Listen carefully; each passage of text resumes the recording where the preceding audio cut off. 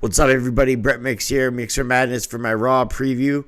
Just want to say, if you're new to the channel, consider hitting subscribe. I stick up to date with WWE, and I also do history of wrestling videos on this channel every day. So if you're into that kind of thing, consider subscribing to my channel. We got Raw coming up right after the Elimination Chamber, so we're going to see the fallout from the SAP Center in San Jose, California, February the 26th, 2024. We got two matches confirmed. We got Shinsuke Nakamura taking on Sami Zayn, and we got Imperium taking on the New Day in a street fight. So you got to figure the winner of that tag match is going to get a number one contender match against the Judgment Day somewhat soon. When it comes to Sami Zayn and Shinsuke Nakamura, they could go a couple ways with this. Shinsuke's only real big win was 2 weeks ago over Sami Zayn, so you got to wonder if they're going to worry about booking Shinsuke better because he's lost his feud with Cody and he's been losing a lot lately. So will Shinsuke get the win, or will they 50-50 book things and they'll give this one to Sami Zayn? Sami Zayn is rumored to be going after Gunther in the Intercontinental title, so he needs a big win. So this would certainly get him on the road to doing that. So I think Sami Zayn will get the W there. And Shinsuke will have to lose, I don't know, maybe Cody costs him the match and they continue that mini feud.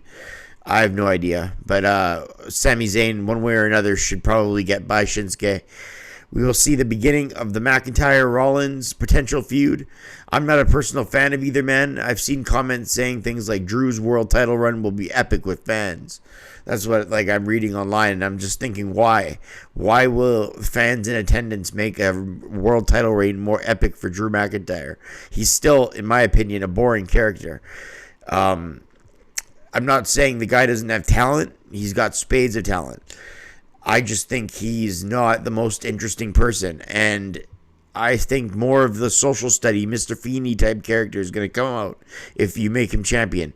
He's going to come out with his promos, and he doesn't have a character picked. He doesn't go all the way heel when he's a heel. For instance, when he was a Scottish psychopath, he'd always be like, "Charlie, how are you doing?" to Charlie Caruso, right? He'd always be like smiling and being like, "Yeah, I'm doing good. I'm well, Charlie, but this is going on." I can't do a Scottish accent, but you get my point. He doesn't really stick to being a Scottish psychopath. Now they're just labeling him the Scottish Warrior because he's energetic, so I guess he's a warrior now. That's just a little bit of a gripe I have with this whole McIntyre-Rollins thing. I don't like either guy. I think Seth is a little bit entitled, and I think he's whiny. But yeah, again, great talent. Not taking anything away from McIntyre and Rollins. They'll probably put together a great match. I just, for either guy, I'm more of a Cody fan. I'm more of a CM Punk fan. I'm more of a Sami Zayn fan, Jey Uso fan. I like all the other guys. But something about Seth Rollins and something about Drew McIntyre, it's just a personal thing. I'm not saying other people should feel the same way. Rhea Ripley and Becky Lynch, they should continue that, and that's been brewing since before even the Royal Rumble. They've been teasing that, so that should be awesome to see what's next with that tandem. I don't see how this works in any way in Becky Lynch's favor as far as being a face. I don't see how the crowd doesn't turn on Becky in this rivalry. They love Mommy, and it's only a matter of time before she goes face. But I don't see how they don't turn on Becky. I really think any Becky chance will be dubbed in, and when she's up there against Rhea, I think the crowd, not just the smart fans, I think the crowd will turn on her. But that's just my opinion. I mean, that's the feud, Rhea Ripley and Becky Lynch, so they're taking a gamble if they want Becky Lynch as this dominant face. Also, Cody Rhodes, what's he's going to do next after his challenge to The Rock? We'll find out this Friday night on SmackDown March 1st when The Rock's there. But any follow-up comments he has towards The Rock could happen on Monday Night Raw. Probably not. Maybe just a little comment here and there if he's interviewed by one Jackie Redmond, for instance. Maybe a little bit of a comment. Maybe like a little bit of a cliffhanger for SmackDown. But nothing too drastic should happen in the Cody Rhodes situation. And then we got guys like Gable and Ivar. Wonder if they're going to have a rematch. Bronson Reed in the mix. You could probably have a triple threat. You could have I would like to see a way of getting this number one contendership for the IC title. They've had a lot of tournaments and they've had a lot of makeshift matches for other titles. So I'd like to see a match thrown together for the #1 contendership for the Intercontinental title.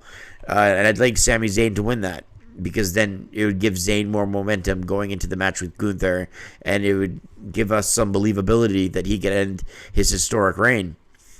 So that's about it. That's all they have confirmed for the preview of SmackDown. We'll get the Drew McIntyre segment. We'll get the Becky Lynch segment. We'll get a Cody segment. The Seth Rollins will be tied with the Drew McIntyre one.